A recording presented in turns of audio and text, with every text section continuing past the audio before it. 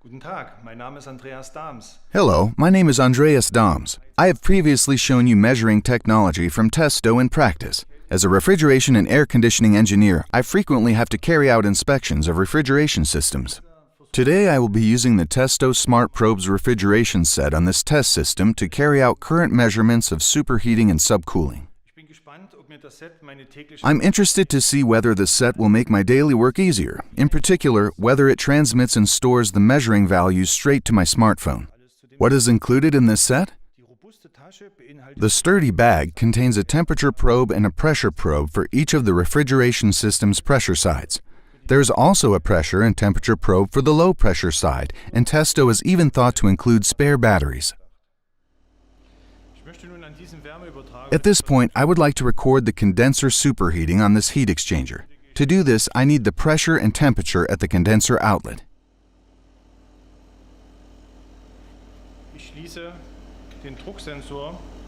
I will connect the pressure sensor to the condenser outlet and firmly attach this to the system.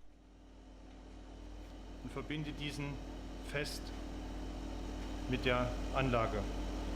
An der Saugleitung befestige ich diesen Temperaturfühler. I will attach this temperature probe to the suction line, making sure it is securely connected with the system. Nun kann ich beide Sensoren einschalten. I'm now able to switch on both sensors. The transmission of the radio signal is indicated by the LEDs.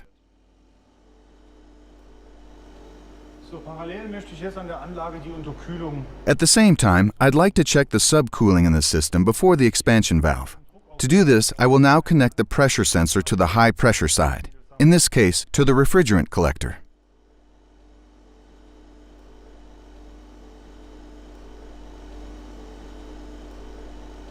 Nun öffne ich das Eckventil.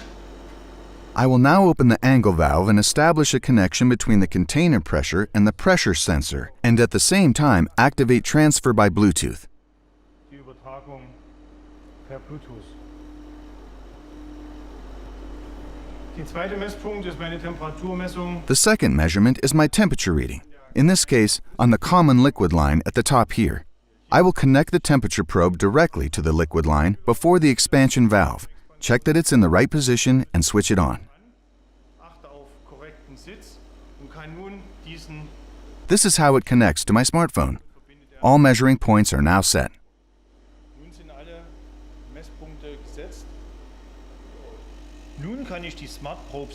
Next, I can initiate the Smart Probes app, already downloaded for free, and establish a connection.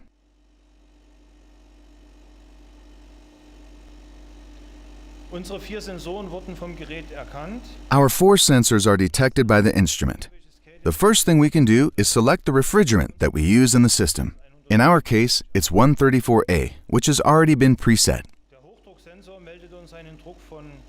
The high-pressure probe reports a pressure of 8.7 bar. The low-pressure probe, 2.6 bar.